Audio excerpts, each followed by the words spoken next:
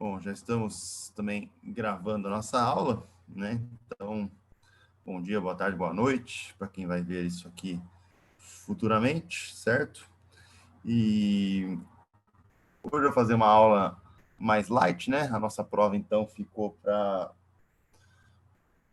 quinta, né? Eu já deixei programado lá no Classroom, lá, a, a prova, né? Então, tanto o arquivo da prova, né, que vale 2/3 da nota, quanto a parte escrita, né, aí da prova, também, parte teórica, né, na verdade, também já estão lá programados, né? Então, para quem não estava fazendo prova comigo no semestre passado, a gente faz prova teórica e prova escrita, né? A prova teórica está relacionada com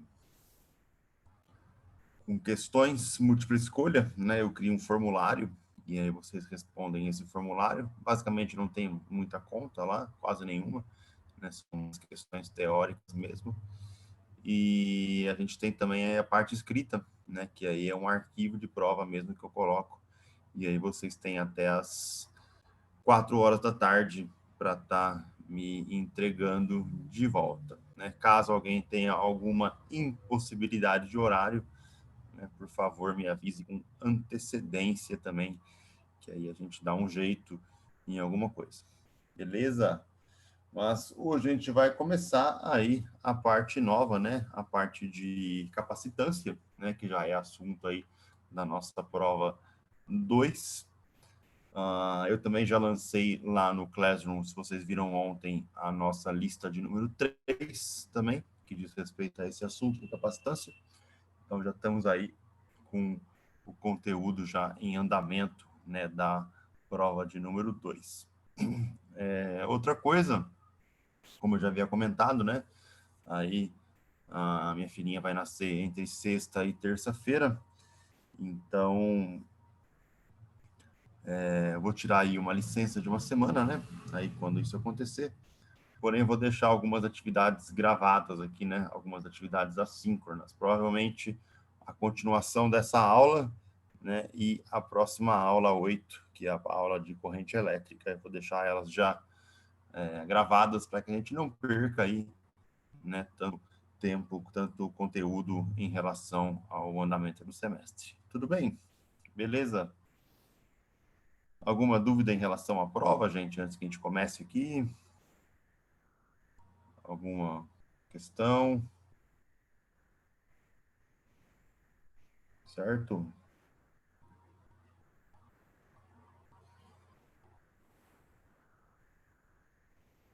Belezinha? Tranquilo? Então tá bom. Beleza. Vamos então dar início à nossa aula de capacitância.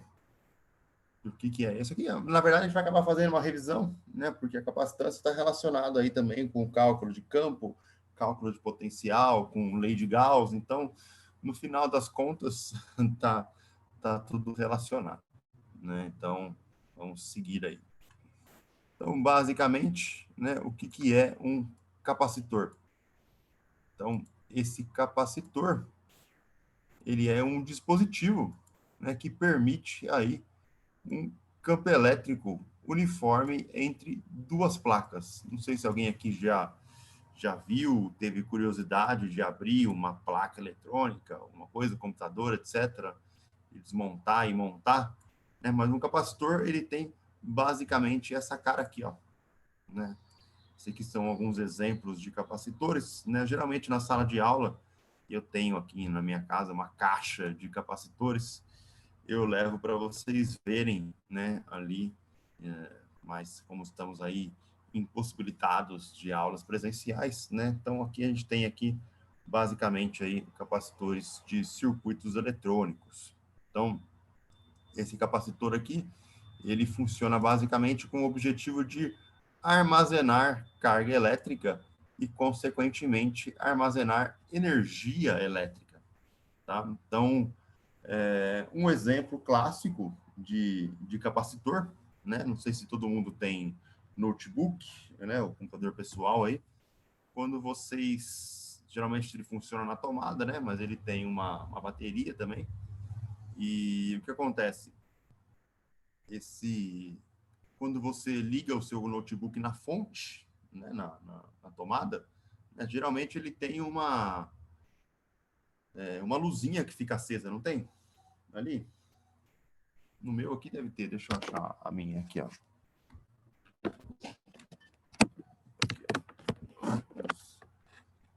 No meu tem uma luzinha, essa luzinha, deixa eu tirar aqui a compartilhamento, não sei se vocês estão conseguindo ver aqui, ó, mas fica uma luzinha, não é? Na carga do seu computador, certo?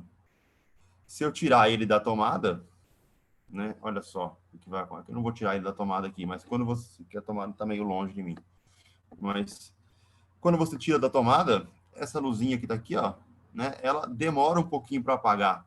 Não demora no de vocês aí? Não sei se alguém aqui já fez esse teste.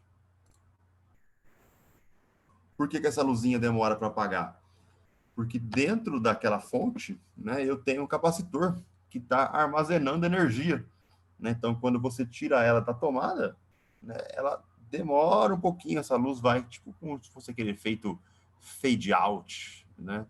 Então, esse é justamente o capacitor que está dentro da fonte, descarregando a energia que estava armazenada dentro dele, né? Então, ele tem aí esse efeito de armazenamento de energia, justamente para evitar, né? Por exemplo, quando tem uma interrupção abrupta de energia, para que a gente perca ou queime alguma coisa, né? Então, esse capacitor ele segura um pouquinho da energia.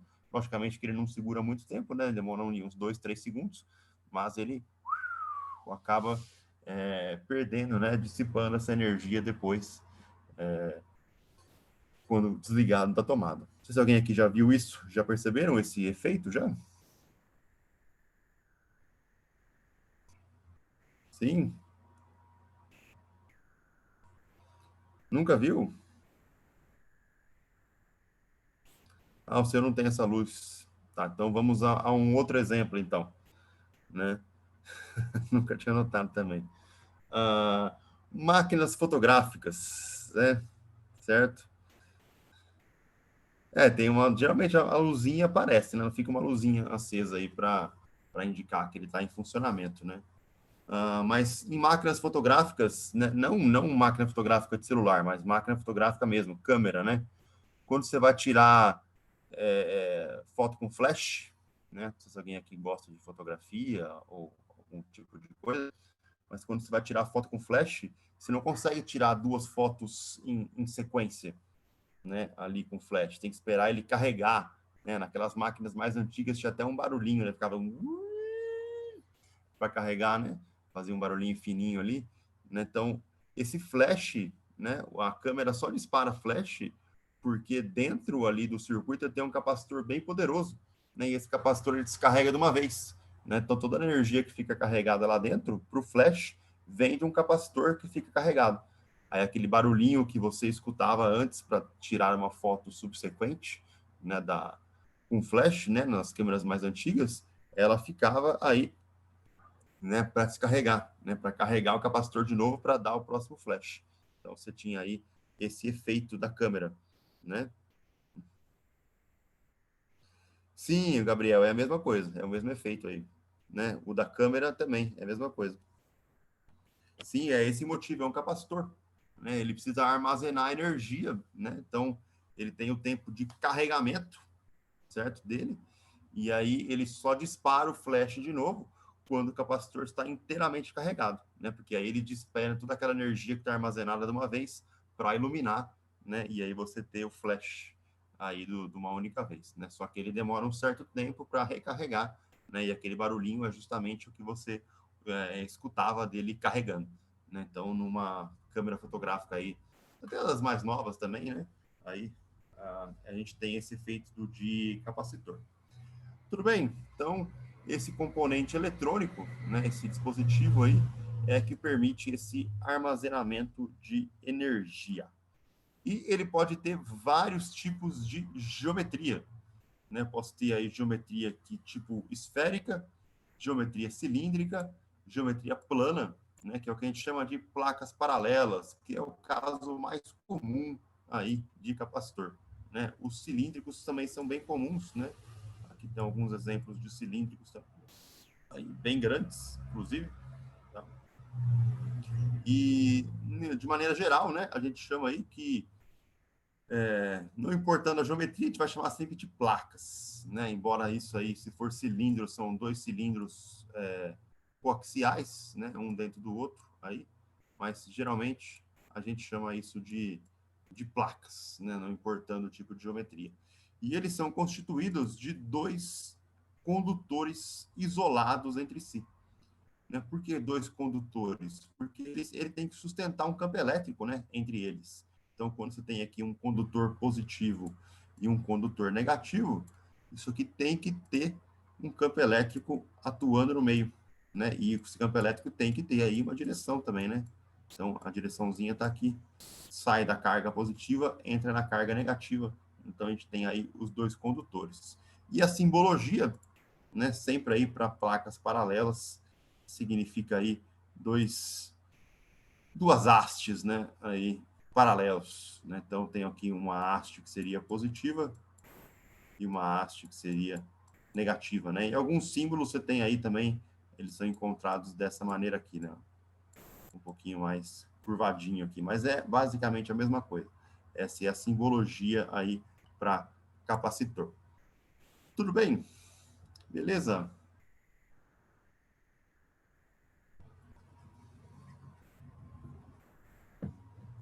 Certo? Vamos lá, então. Vamos dar sequência. Como é que eu relaciono, né, a carga, então, desse capacitor com a capacitância?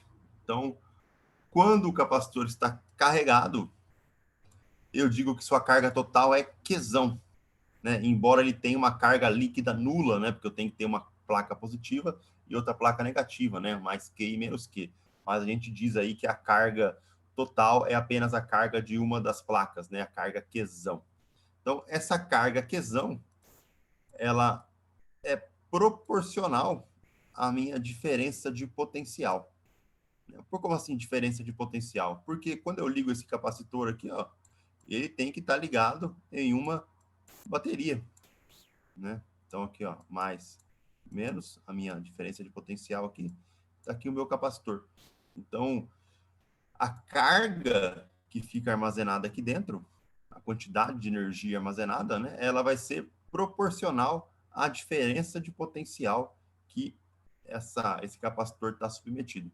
E essa proporção, ok, eu introduzo ela com uma constante chamada de capacitância, né, chamada aí de Czão maiúsculo, ok? Então, esse Czão é a minha capacitância, né, que é definido aí como carga, né, o módulo da carga de cada um dos condutores isolados e dividido pela diferença de potencial entre os terminais aí A e B, né, que a gente pode chamar aí. Okay? Então a gente tem aí essa definição de capacitância, carga por diferença de potencial, certo? E por incrível que pareça, nós vamos ver daqui a pouquinho, né, essa capacitância, embora ela seja definida em termos da carga, em termos da diferença de potencial, ela não depende deles, né? A gente define a capacitância em termos da carga e do potencial, porém, ela vai depender de outras propriedades, né, que na verdade estão relacionadas com a geometria do capacitor. Se esse capacitor ele é de placas paralelas, se ele é cilíndrico, se ele é esférico. Então, a capacitância ela depende apenas do capacitor, da geometria desse capacitor. Beleza? E a unidade de medida de capacitância no sistema internacional é o que a gente chama de Farad, né? Ou Faraday também, né? Com a letra F maiúscula. Esse Faraday é definido como Coulomb por volt. Aqui. Essa é a nossa unidade de medida de capacitância. E aí, ó, a geometria desse capacitor está relacionado com alguma dessas propriedades aqui, ó. Então, imagina que eu tenho aqui uma placa, duas placas paralelas, né? Uma placa aqui, ó, que é uma placa mais que positiva, outra placa menos Q aqui embaixo negativa, né? Cada placa tem uma área, né? Vou chamar aqui de área A, e elas estão separadas por uma distância D, né? Esse Dzinho aqui é a minha distância de separação. Basicamente, a capacitância ela vai ser definida em termos dessa área e dessa distância entre as placas, né? É isso que vai estar definindo aí, na verdade, o meu conceito de capacitância. Tudo bem, gente? Beleza?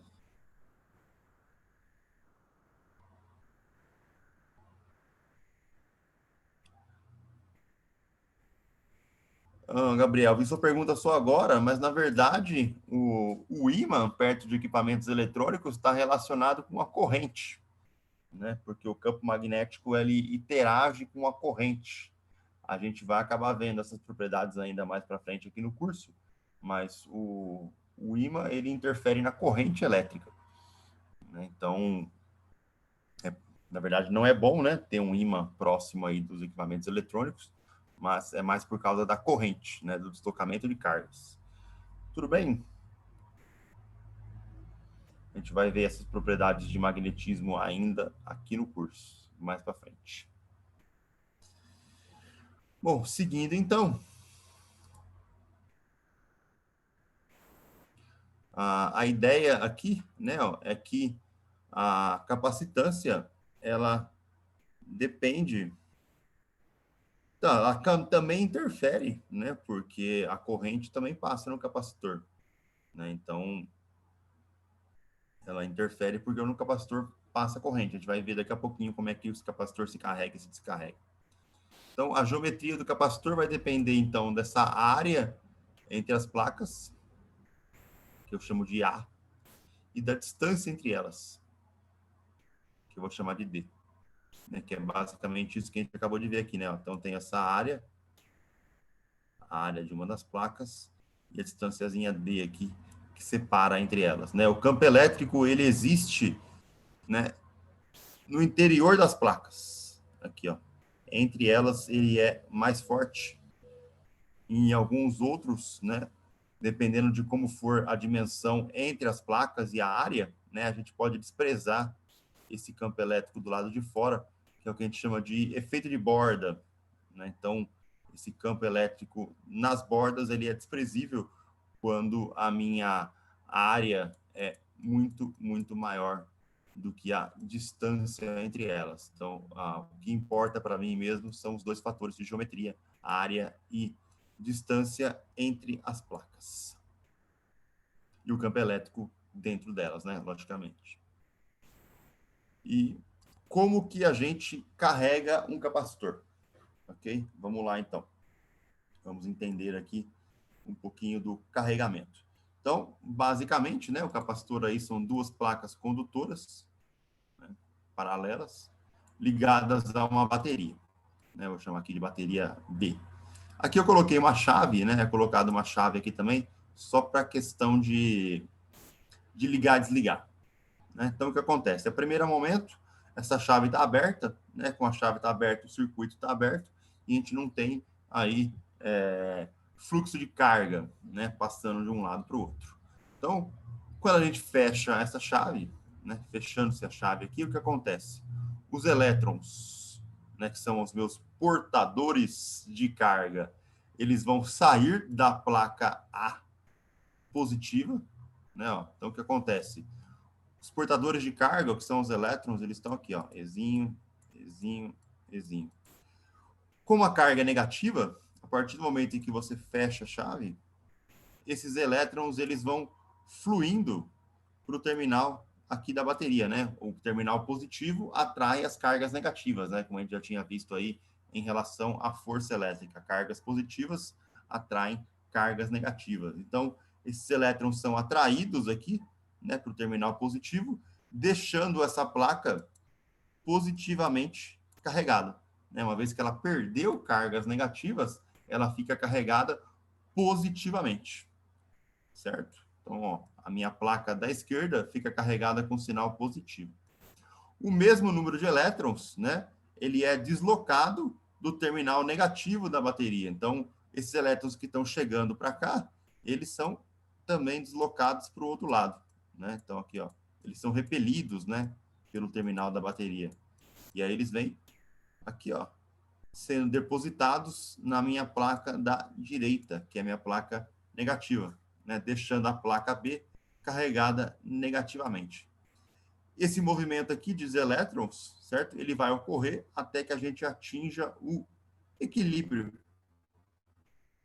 certo? Ou seja, a placa A vai ter o mesmo potencial do terminal positivo da bateria e a placa B vai ter o mesmo potencial do terminal negativo da bateria. Assim, quando esse equilíbrio é atingido, a gente pode dizer que o capacitor está carregado. Essa é a ideia aí do carregamento do capacitor. Ele fica com o mesmo potencial de cada um dos terminais da bateria. Beleza, gente? Tudo bem?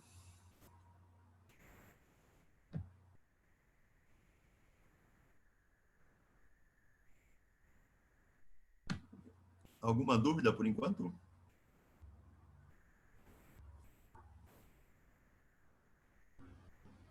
Tranquilo?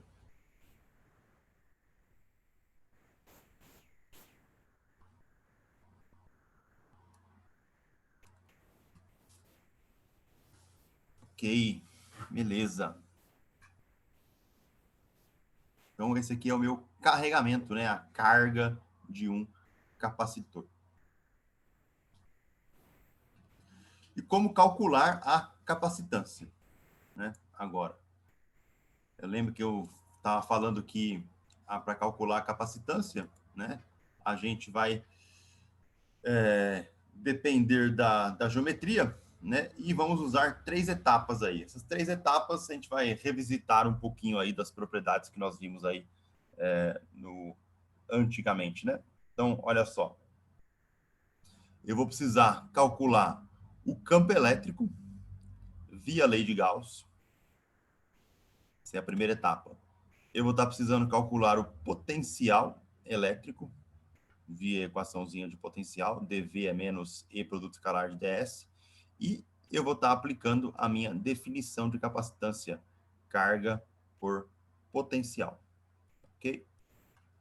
Certo? Então, isso aqui são as três etapas aí que a gente vai estar brincando, certo? E aqui também eu vou estar definindo uma nova unidade para minha constante da permissividade elétrica do vácuo, né, que é o epsilon zero. A gente dava ele aqui como 8,35 coulomb quadrado por Newton vezes metro, certo? Só que agora eu posso escrever ele como sendo Faraday por metro, né? Então, na unidade da capacitância, como coulomb quadrado por Newton, eu vou poder escrever ele como sendo Faraday. E aí eu posso escrever isso aqui como sendo Faraday por metro, ou abreviando, né, como picofarads por metro, né? Esse aqui é a minha nova unidade aí de epsilon zero. Então, eu vou estar aplicando essas três etapas aqui para estar calculando o capacitor, certo?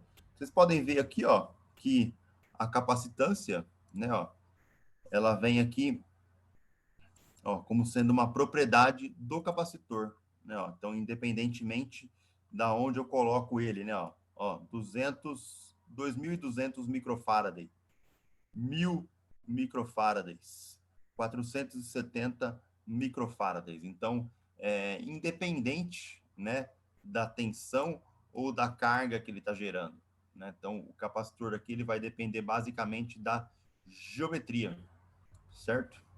Beleza? Aqui depende da geometria, né? Aqui ficou um independe aqui, mas vamos corrigir aqui para um depende da geometria apenas de cada capacitor, tá? Vamos lá, então, vamos aplicar essas três etapas para a gente provar aqui essa propriedade que ele depende apenas da geometria. Vamos lá. Então, para um capacitor de placas paralelas, né? Como é que eu calculo aí a capacitância dele? Então, basicamente, o que eu vou fazer, né, é usar a lei de Gauss, né, na nossa primeira etapa aqui. Então, imagina que eu tenho aqui o meu capacitor de placas paralelas, ok? E aí eu escolho uma superfície, né, na minha superfície gaussiana, aonde exista fluxo de campo elétrico. No caso aqui, ó, eu vou escolher uma das placas, que é a minha placa positiva aqui, ó. Vou escolher uma região de Gauss que contemple essa placa, certo? Então aqui, ó, eu tenho fluxo de campo elétrico porque as linhas aqui, ó, estão saindo, né, dessa região aqui da minha região retangular de Gauss. Esse campo elétrico que está saindo aqui, ele possui um módulo constante, né? E ele vai ser paralelo ao meu vetor normal de área. Então, esse produto escalar que está aparecendo aqui, conforme nós já vimos, né? Que era o meu N escalar dA, né? O normal da área está paralelo ao produto ao vetor da área, certo? E aí a gente tem aqui aquele cosseno de zero, né? Que vale 1. Então, a gente já tinha visto essa análise aqui antes. Então, essa integralzinha de superfície aqui, ó, ela fica só E vezes A, que é igual a carga sobre ε0. Então, a partir da lei de Gauss, a gente consegue encontrar a carga do capacitor, que é ε0 E vezes A. Né? Essa é a nossa primeira etapa aí do cálculo da lei de Gauss do capacitor. Então, eu primeiro encontro a carga, né, que está envolvida ali por essa superfície de Gauss. É o campo vezes a área, né, vezes a constante aí do ε0. A segunda etapa seria calcular a diferença de potencial entre as placas. E essa diferença de potencial está relacionada com o meu campo elétrico. Então, o que eu faço aqui? Para calcular essa diferença de potencial, eu tenho que estar fazendo uma integração ao longo da trajetória. Então, se eu estiver indo de uma placa até a outra, né? Então, por exemplo, aqui, ó, eu estou nessa trajetória aqui, ó, indo do placa menos Q até a placa mais Q, eu estou numa trajetória de integração aqui, ó, que é essa linha verde aqui. Essa linha verde é a minha trajetória que eu vou estar integrando ao longo do campo elétrico, ok? Então, essa trajetória ds aqui, ó, lembrando que aqui é um produto escalar também, deve coincidir com as linhas de campo elétrico, começando em uma placa e terminando na outra, né? É o que a gente fez aqui, escolhendo essa trajetória em verde. Então, aqui o que acontece? O campo elétrico e o meu deslocamento ds, eles possuem sentidos opostos. E aí o meu sinalzinho aqui, ó, de menos, ele é anulado, né? Justamente porque na hora que você aplica esse E escalar ds, né, a gente tem aí E ds cosseno de 180, né? Uma vez que a trajetória e o meu campo elétrico estão aí em sentidos opostos. Esse cosseno de 180 vale menos 1, né? Esse menos 1 se anula aqui, com esse sinalzinho de menos aqui. Então, o meu potencial, certo? Ó, ficou EDS apenas da placa negativa para a placa positiva. Só que a distância entre as placas é uma distância D, né? Então, aqui, ó, eu estou indo de 0 até D, né? Vamos dizer assim, né? Que é a distância da placa negativa até a placa positiva. O campo é constante. Na hora que você integra esse ds que está aqui, ó, de 0 a D, isso aqui aparece E vezes D. Então, o meu potencial é ED. Tudo bem, gente? Beleza? Alguma dúvida por enquanto? Esses são assuntos que a gente já viu, né? Então, talvez a gente esteja indo um pouquinho mais rápido, mas por causa que a gente já tinha visto já todas essas propriedades aí de lei de Gauss e de potencial. Certo? Bom, então finalizamos o passo 2, né? Então percebemos aí que a gente já encontrou a carga e encontramos também o potencial. E agora eu aplico a definição de capacitância, né? Então a minha capacitância que era carga por potencial, né, na definição ali. Então, eu substituo a carga aqui, ó, ε0 E vezes A, e substituo o potencial E vezes D. Sendo assim, né, na hora que a gente faz aqui a divisão, ó, o campo elétrico se cancela, e aí a minha capacitância fica ε0 A sobre D. Né? Perceba que dependeu apenas da geometria, né? Da área e da distância entre as placas. Então, a gente tem aí justamente essa dependência apenas da geometria, como a gente já tinha dito, né, aí anteriormente. Então, depende da área da placa e da distância de separação entre elas. Isso vale para um capacitor de placas paralelas, certo? Se eu tiver aí um capacitor cilíndrico, um capacitor esférico, isso vai mudar um pouquinho. Beleza? Tudo bem, gente?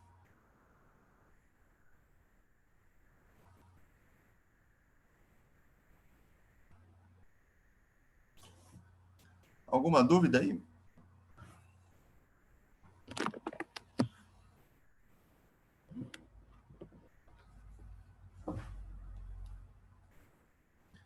Ok. Beleza, então. Beleza. Dando sequência, como é que ficaria um capacitor cilíndrico agora? Olha só.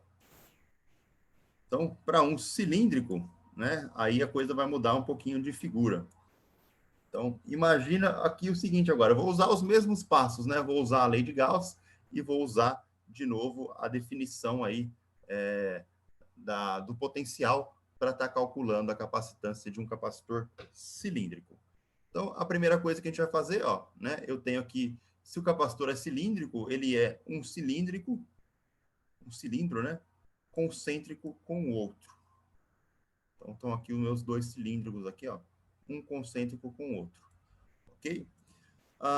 O que vai acontecer? Aqui, ó, eu vou estar pegando um cilindro aonde o meu raio externo é maior que o raio interno, logicamente, né, para ter aí um cilindro concêntrico com outro, e eu vou ter um comprimento dele muito maior do que o raio externo, certo? Para que eu vou fazer essa aproximação aqui? Porque aí eu consigo desprezar aqueles efeitos de borda, né, que eram aqueles efeitos que a gente tinha aqui do campo elétrico saindo para fora aqui.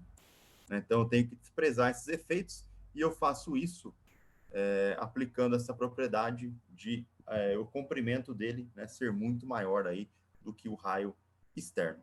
Tá? Então, essa é uma primeira consideração que a gente tem que levar em conta aí na hora de estar calculando, né, a capacitância para um capacitor cilíndrico. Então, no primeiro passo, a gente vai usar a lei de Gauss, como já havíamos feito antes, né? E eu vou escolher uma superfície que contenha fluxo, ou seja, essa superfície vermelha aqui, ó, é a minha superfície de Gauss para um cilindro, ok? E aqui eu tenho fluxo, né? Ó, tenho linhas de campo saindo aqui pela minha superfície escolhida.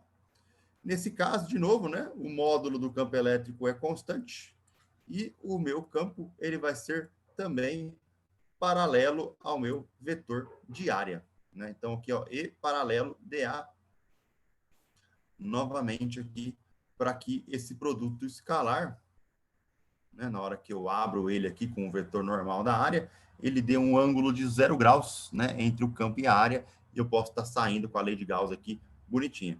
Tá? Então, na hora que eu resolvo aqui a minha superfície de Gauss, né, a carga fica ε0 E vezes área, que é exatamente igual ao que tinha encontrado antes aqui, o capacitor de placas paralelas, né? Então, a minha carga ε0 E vezes área, só que agora a área, né, não é a área de uma placa, é a área do cilindro, né? Ou seja, é a minha área lateral de um cilindro. Né? Então, a área lateral de um cilindro, né, como se eu estivesse pegando aqui, pegasse uma latinha de Coca-Cola aqui, recorto ela e abro, né? Ela vira como se fosse um plano, e aí você tem aí uma certa altura, né, que eu chamei de L aqui, que seria o comprimento do cilindro, e a área da base, que é o perímetro de uma circunferência 2πr. Né? Então, aqui A minha área vai ser L vezes 2πr, então tá aqui, ó, 2π vezes L sobre R, né, ε0 carga e o campo elétrico. Então, aqui eu encontrei aqui o campo, né, só reorganizei os termos aqui para ficar expresso em termos do campo. Tudo bem por enquanto? Tranquilo?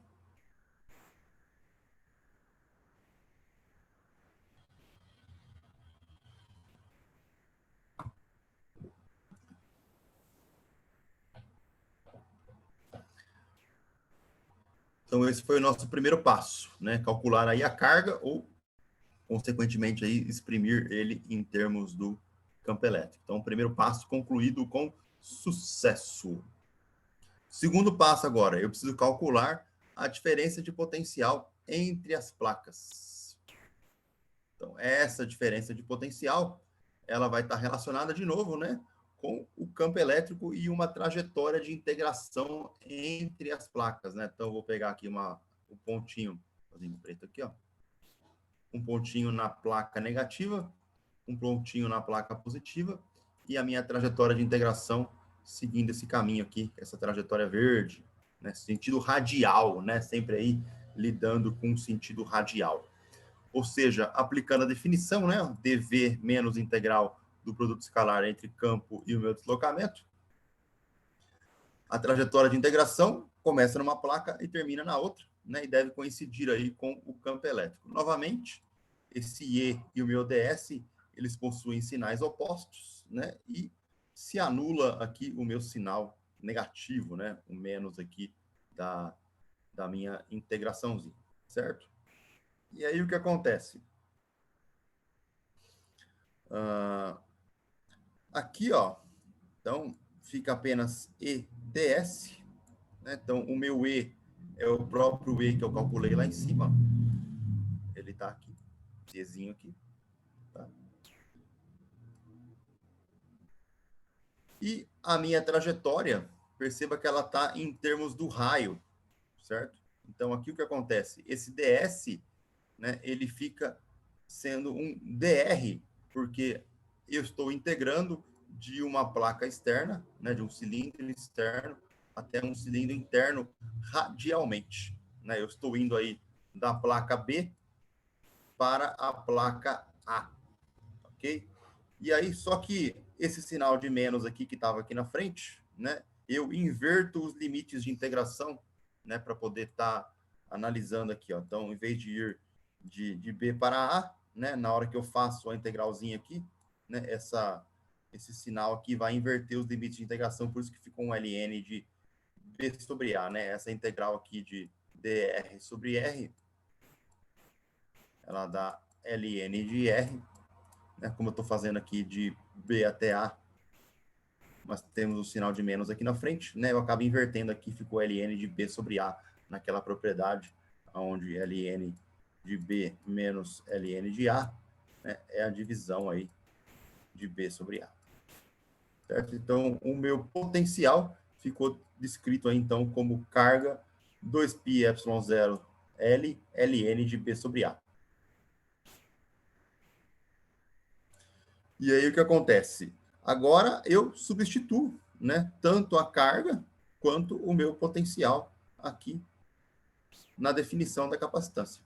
Ok? Então, o que vai acontecer? Essa carga aqui, ó, ela vai cancelar com essa outra carga, na hora que eu substituo o potencial aqui.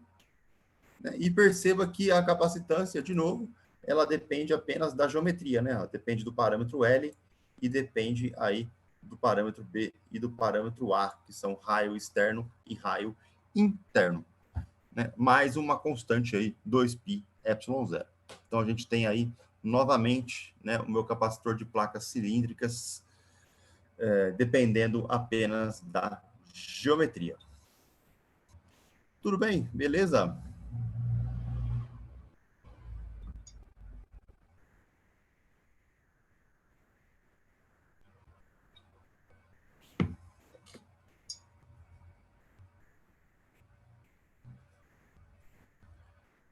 Ele vai de B para A. Né? No outro caso, a gente foi também, né? Ó, cadê? Ó? Eu fui da carga negativa para a carga positiva. Certo? E aqui também é a mesma coisa. Eu estou indo da parte negativa para a parte positiva dele.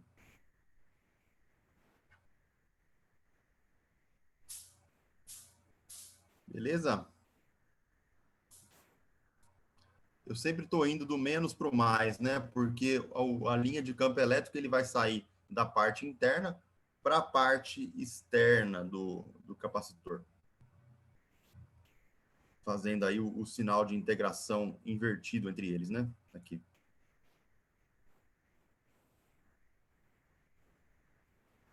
Beleza? Então, essa aqui é a minha capacitância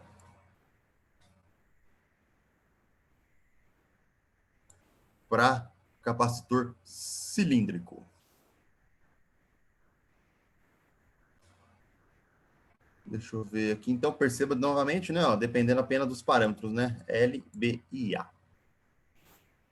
Vamos fazer um exercício aqui, ó, para a gente fixar um pouquinho aí essa ideia, né, de capacitor. Esse exercício um pouquinho diferente aí. Opa, deixar o chat para cá. Então, o seguinte, ó. Imagina aqui, ó, que eu tenho uma chave, né, um capacitor ligado em uma chave, certo? E eu tenho aqui, ó, a distância entre as placas, né? Tá aqui, ó. Uma carga positiva nessa superfície aqui. Então, eu tenho aqui uma chave S fechada para ligar um capacitor descarregado, né, de capacitância 0,25 microfarad. Há uma bateria cuja diferença de potencial é de 12 volts. A placa inferior do capacitor, ela tem uma espessura de 50 centímetros e uma área de 2 vezes 10 a menos 4 metros quadrados. E é feita de cobre, material no qual a densidade de elétrons de condução é de 8,49 10 a 28 elétrons por metro cúbico.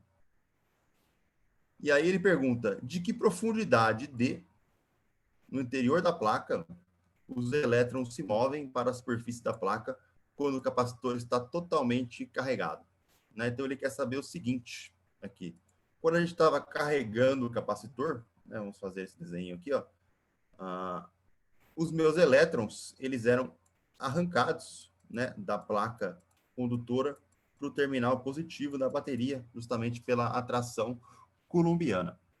Então, ele quer saber de qual profundidade esses elétrons saíram aqui da placa para seguir em caminho até o terminal positivo da bateria. Então, esse é um exercício um pouquinho mais complexo aí do que a gente gostaria de ter, né? Porque ele está pedindo aí, não só a gente sabe que os elétrons estão saindo da minha placa, né? Mas ele quer saber de qual profundidade ainda esses elétrons estão saindo. Então, eu preciso ter um pouquinho mais de relação aí com densidade de elétrons de condução. Então, vamos tentar entender o que está acontecendo aqui. A minha carga, que se acumula na placa inferior, está relacionada à capacitância e à diferença de potencial entre os terminais do capacitor.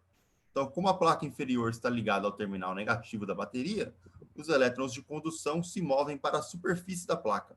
Assim, a carga total se acumula na superfície. Então, para eu calcular a minha carga total, está aqui, ó, QCV, né, que é a definição aí da capacitância em termos da carga e da diferença de potencial. Então, a capacitância a gente tem, que é 0,25 10 a menos 6 farads. O meu potencial é 12 volts. Então, eu consigo encontrar a minha carguinha 3 vezes 10 a menos 6 coulombs, né? Ou 6 ou 3 microcoulombs. Quando eu divido esse resultado por E, que é a minha carga fundamental, eu vou obter o número de elétrons de condução que se acumularam na superfície. Então, ó, N, que é sobre E, né, que é aquela minha carga quantizada, né? Foi na primeira aula que a gente viu ali, né? Era a minha carguinha quantizada, Q igual a N vezes E.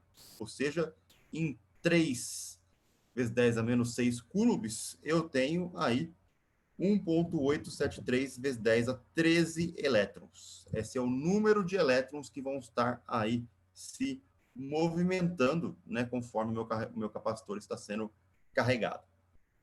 Só que esses elétrons, eles vêm de um volume, que é o produto da área da placa pela profundidade que queremos determinar, né? Então, se eu pegar aí área, que é medida em metros quadrados, vezes a profundidade, que é uma distância medida em metros, né? Eu vou ter aí um volume medido em metros cúbicos. Sendo assim, para eu pegar a minha densidade de elétrons, né? Ó, note que ele deu uma densidade N aqui, ó, de 8,4910 a 28 elétrons por metro cúbico. Então, esse Nzinho, ele é o número de elétrons pelo volume, né? Então, eu tenho aqui elétrons. Opa, escrever direito aqui.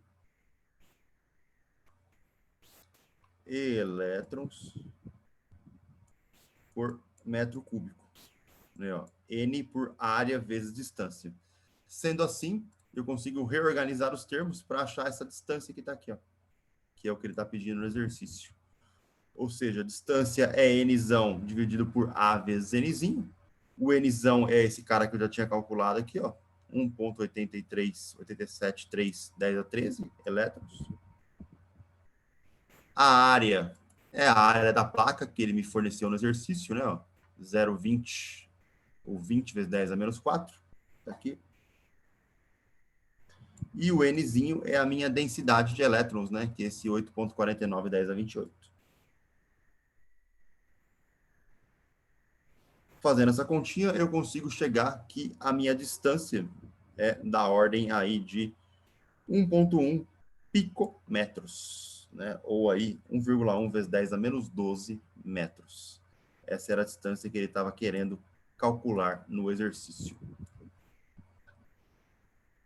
Beleza, gente? Deu para entender a relação da densidade de elétrons, né? Elétrons por metro cúbico?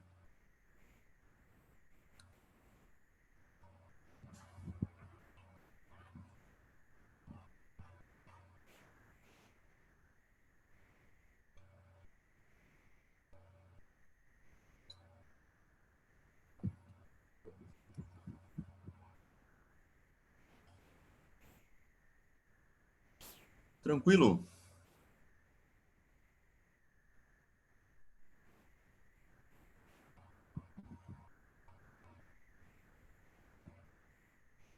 Deixa eu ver o que a gente tem mais aqui na frente, aqui, ó. A minha energia armazenada. Só para a gente finalizar aí essa primeira parte da aula de capacitância. Então, a energia armazenada em um campo elétrico. Então, a gente tem que o trabalho necessário para carregar um capacitor vem da bateria, né? Quem é que faz aquele arrancamento de elétrons das placas do capacitor? É a bateria, né? E esse trabalho ele é convertido em energia potencial elétrica. Então, para calcular o trabalho, né, devemos calcular o trabalho para transportar uma carga sobre uma DDP. Então, nesse caso aqui, ó, o meu trabalho que era VDQ, né, ó, eu posso estar fazendo várias análises diferentes aqui. A gente tinha visto que o meu trabalho antes, ele era QDV, certo?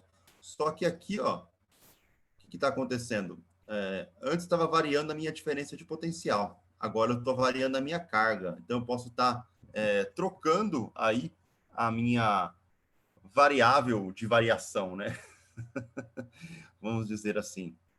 Porque é a diferença de carga agora que está gerando trabalho, né? E não a diferença de potencial. Dessa maneira, né, eu consigo reescrever o meu potencial, né, em função da carga e da capacitância, né, como a gente já tinha visto aqui nessa mesma aula, né? Então, o V era Q sobre C, certo? E aí eu consigo fazer a integração, né, em termos aqui da carga. Então,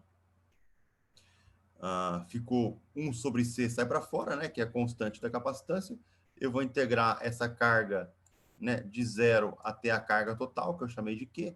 Isso aqui aparece um Q quadrado sobre 2C. Né? Esse é o trabalho aí feito pela bateria, né, em termos da capacitância, para estar arrancando cargas. E como esse trabalho ele é armazenado na forma de energia potencial, né? Então o meu U aqui ele fica sendo como Q quadrado sobre 2C. Essa aqui é a minha energia potencial.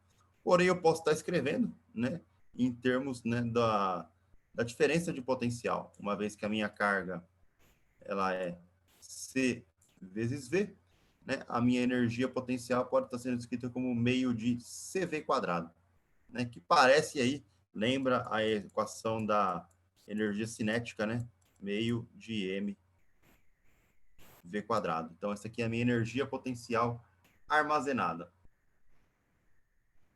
A gente usa essa expressãozinha aqui para estar calculando a energia potencial. Beleza?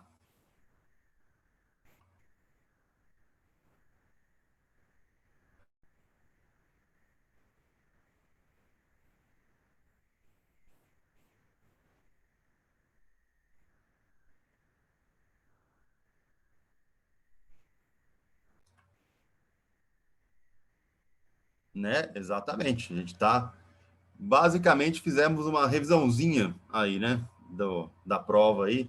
Lembramos de lei de Gauss, lembramos de potencial, lembramos de trabalho, lembramos de campo elétrico.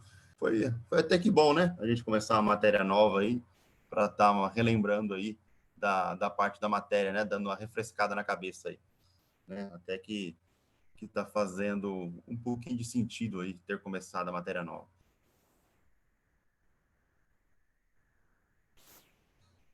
Só para a gente finalizar, acho que eu tenho mais um exercício aqui.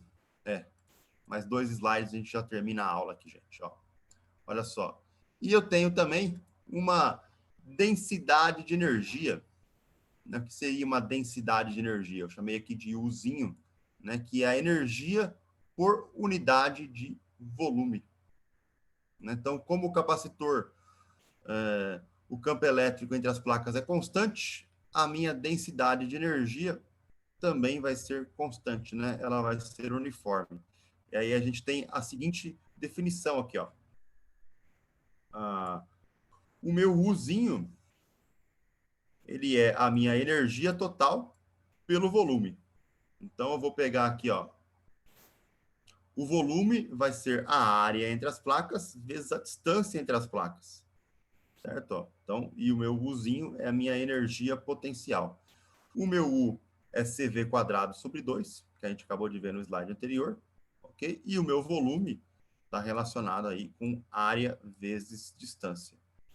Quando a gente substitui, né, ó, o U CV quadrado sobre 2, tá aqui, ó, pela área, pelo volume, na verdade, né, área vezes distância. Então, a gente tem aí a seguinte definição. Se o meu capacitor é de placas paralelas, a capacitância é ε0 área sobre distância. Quando eu substituo esse jovem ali, esse Czinho aqui, né, a gente tem a seguinte expressão, ó, as áreas se cancelam, né, vamos fazer essa continha aqui com calma, então o meu Uzinho ficou ε0 área sobre distância, que era a capacitância, V quadrado sobre 2A vezes D. Então, cancelam-se as áreas aqui, né? Isso aqui apareceu ε0 V quadrado 2D quadrado. Né? Então, eu posso estar escrevendo aqui, ó, como meio de ε0 V sobre D ao quadrado. Certo? Então, essa aqui é a minha densidade de energia dada no sistema internacional aí em joules por metros cúbicos. Porém, né, a gente sabe aí que o meu ΔV por ΔD é menos E campo elétrico, né? Então posso estar escrevendo também a densidade de energia em termos do campo elétrico, meio de ε0 quadrado. Pode ser escrito dessa maneira ou dessa maneira aqui, né, em termos do campo elétrico ou em termos do potencial e da distância entre as placas. Essa é a nossa densidade de energia armazenada, né, que é a energia por volume. Certinho? Beleza?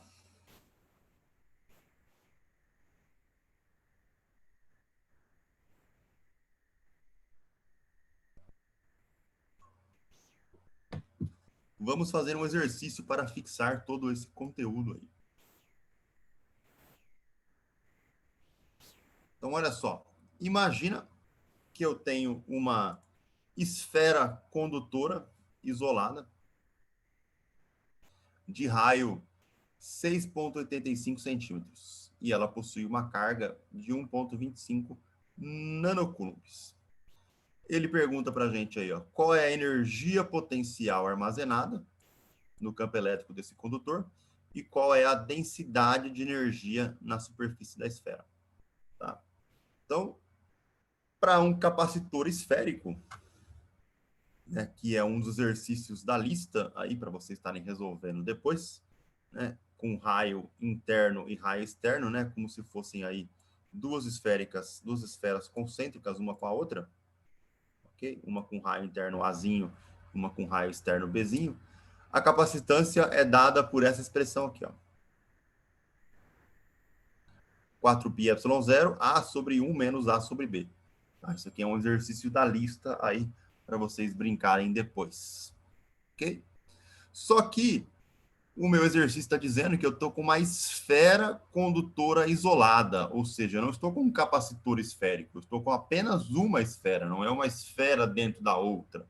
Então, nesse caso aqui, eu preciso fazer o meu raio interno ser igual ao próprio raio e o raio externo ser infinito, né? Porque eu estou no caso de uma esfera isolada. Então, se o meu B é infinito, aqui, ó, o que vai acontecer? No limite aonde esse B vai para infinito, esse termo aqui vai para zero. E aí, minha capacitância fica apenas 4πε0A, que na verdade é o meu R. Então, eu vou estar lidando com essa capacitância aqui, ao invés de estar lidando com a capacitância de um capacitor esférico. Então, eu tenho que fazer primeiro uma análise de interpretação de texto, né, do exercício aqui. Beleza? Então, essa expressão aqui, ó, vocês que vão encontrar ela no exercício. Na verdade, esse exercício já está no livro resolvido, né? Então, quem tem aí o livro, acesso ao livro, né? Esse exercício do capacitor esférico já está lá no livro, né? Ele faz em detalhes lá toda essa análise aí e chega nessa expressão. Então, eu só usei essa expressão para poder estar fazendo uma interpretação de uma esfera única, né? Então, por isso que eu fiz aí raio interno sendo raio da própria esfera e raio externo sendo infinito, né? Uma vez que eu estou lidando aí com uma esfera isolada. Nesse caso, então, a minha capacitância fica com essa cara aqui, ó, 4πε0 R. Então, para eu calcular a minha energia, né, a energia potencial, eu posso usar aí, ó, Q quadrado sobre 2C, e eu já tenho todos os valores, né? O meu Q, ele deu aqui, ó, como 1,25 nanocoulombs. Então tá aqui, ó, 1,25 nanocoulombs ao quadrado. E a minha capacitância é esse cara que eu vou estar encontrando aqui embaixo, né? Ó, que eu acabei de fazer o cálculo. 4πε0R. Duas vezes esse cara, dá 8πε0R. E dá toda essa conta aqui, ó. 8π vezes ε0R. O raio está aqui, ó, né? 6,85 centímetros.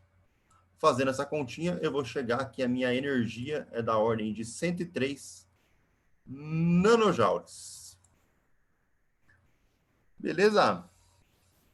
Então, essa é a resposta do nosso item A, né? Essa é a minha energia potencial armazenada. No item B, ele pergunta qual é a densidade de energia na superfície da esfera. Então, para calcular a densidade de energia, né, eu vou usar a expressãozinha, ó, que a gente acabou de ver, meio de ε0 E quadrado. Só que esse E aqui, ó, é o campo na superfície de uma esfera, né? Que era a carga sobre 4π ε0 r ao quadrado. Esse aqui é o campo elétrico na superfície de uma esfera, que é calculado via lei de Gauss também, né? Então, esse campo, eu vou estar substituindo ele aqui. E ele está ao quadrado, né? Então, ficou Q quadrado. O raio estava ao quadrado, ficou raio à quarta. ε0 ao quadrado aqui, com esse outro ε0 cancelou. Aqui apareceu ao quadrado. Π quadrado. Aqui eu tinha um 2, esse 4 veio ao quadrado aqui, 16, 2 vezes 16, 32. Então, temos aqui a nossa continha já elevada ao quadrado. A gente conhece todos os valores, né? Conhecemos a carga. Então, a carga ao quadrado está aqui de novo, 1,25 10 a menos 9. 32 π quadrado, ok? Ó. O ε0 está aqui. E o raio da esfera, a quarta potência, né? Ó, passado para metros, 0,0685 metros a quarta. Quando a gente calcula essa continha aqui, isso aqui vai dar 2,54 10 a menos 5 joules por metro cúbico, ou, se você quiser abreviar, 25,4 microjoules por metro cúbico. Essa é a minha densidade de energia. Beleza, gente? Tudo bem? Vocês viram que é só aplicaçãozinha de fórmula, né? Não tem muita transformação, muito passeio. Só a primeira parte aí que era a interpretação, né? Porque era uma esfera isolada, aí eu tive que interpretar a expressão de um capacitor esférico. Tudo bem? Beleza? Alguma dúvida?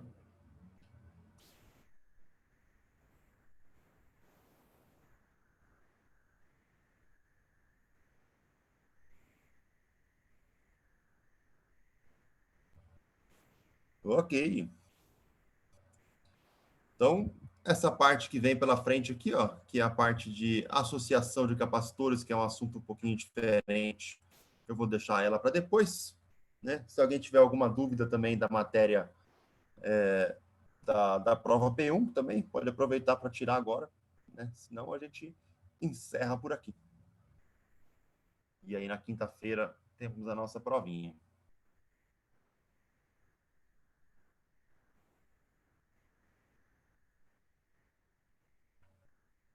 Tranquilo? Alguma dúvida?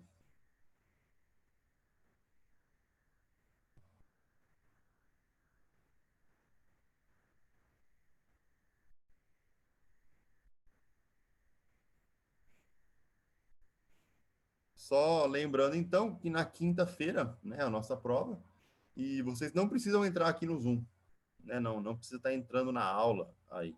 Fiquem tranquilos, a prova e o formulário vão estar aparecendo lá no Google Classroom para vocês. Eu programei a postagem para começar às 10 em ponto, né? Então vocês vão estar recebendo um e-mail, né, que está cadastrado lá com a postagem de que a prova já vai estar ativa e o formulário também já vai estar ativo, né? Mas qualquer outras dúvidas, vocês podem me mandar no WhatsApp também, né? Aí que eu vou estar aí antenado, né? Mandando no grupo da turma aí que a gente responde possíveis dúvidas. Beleza, então, gente? Tranquilo? Sim, vai ser das 10 às 16. Caso alguém tenha alguma impossibilidade em relação ao horário, por favor, me avise antes, né? Não deixe para avisar no dia da prova, né? Me avise antes, por favor. Vai ser das 10 às 16. Tem aí 6 horas para fazer a prova. Sim, claro. Você vai ter que resolver e mandar a prova para mim. O formulário, ele é múltipla escolha, né? Você vai clicar nele lá, como se fosse um formulário Google Docs, né? Você responde lá, você clica no que você acha correto e já foi. Aí depois eu baixo uma planilha PDF com a resposta. Né? Agora, a prova, a parte escrita, vai ter que resolver na unha, fazer, igual faz na lista, né? Igual faz na listinha.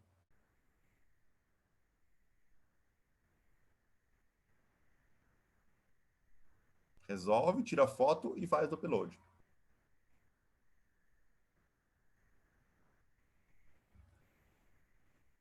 Beleza, então, gente? Tranquilo?